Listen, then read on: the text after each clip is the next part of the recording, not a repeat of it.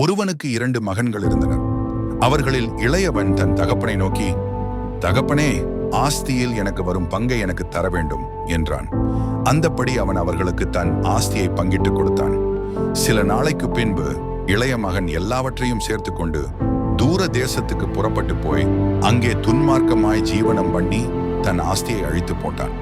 எல்லாவற்றையும் அவன் செலவழித்த பின்பு அந்த தேசத்திலே கொடிய பஞ்சம் உண்டாயிற்று. அந்த தேசத்து குடிகளில் ஒருவனிடத்தில் போய் சேர்ந்தான். அந்த குடியானவன் அவனை தன் வயல்களில் பன்றிகளை மேய்க்கும்படி அனுப்பினான். பன்றிகள் தின்கிற தவிட்டினாலே தன் வயிற்றை நிரப்ப ஆசையாயிருந்தான். ஒருவனும் அதை அவனுக்கு கொடுக்கவில்லை. அவனுக்கு புத்தி தெளிந்த போது அவன், என் தகப்பனுடைய கூலிக்காரர் எத்தனையோ பேருக்கு பூர்த்தியான சாப்பாடு இருக்கிறது, நானோ பசியினால் சாகிறேன். நான் எழுந்து என் தகப்பனிடத்திற்கு போய், தகப்பனே, வரத்துக்கு விரோதமாகவும் உமக்கு முன்பாகவும் பாவம் செய்தேன். இனிமேல் உம்முடைய குமாரன் என்று சொல்லப்படுவதற்கு நான் பாத்திரன் அல்ல. உம்முடைய கூலிக்காரரில் ஒருவனாக என்னை வைத்துக் கொள்ளுவேன் என்று சொல்லி எழுந்து புறப்பட்டு தன் தகப்பனிடத்தில் வந்தான்.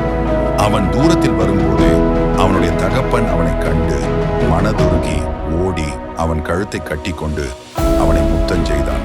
குமாரன் தகப்பனை நோக்கி, பரத்துக்கு விரோதமாகவும் உமக்கு முன்பாகவும் பாவம் செய்தேன். இனிமேல் உம்முடைய குமாரன் என்று சொல்லப்படுவதற்கு நான் பாத்திரன் அல்ல என்று சொன்னான்.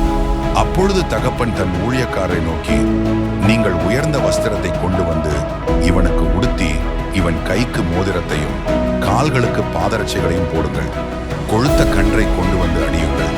நாம் புசித்து சந்தோஷமாயிருப்போம். என் குமாரனாகிய இவன் மரித்தான், திரும்பவும் உயிர்த்தான், காணாமல் போனான், திரும்பவும் காணப்பட்டான் என்றார். அப்படியே அவர்கள் சந்தோஷப்பட தொடங்கினார்கள். ஏனெனில் எவ்வளவு தொலைவிற்கேனும் நாம் சென்று விட்டோம் என்றாலும் ஒரு அப்பாவின் அன்பு எவ்வளவு பெரிதாயுள்ளது, அதுபோல தேவனின் அன்பு நாம் ஒவ்வொருவர் மேலும் உள்ளது. தேவனுடைய அன்பு எல்லாவற்றையும் மிஞ்சும்.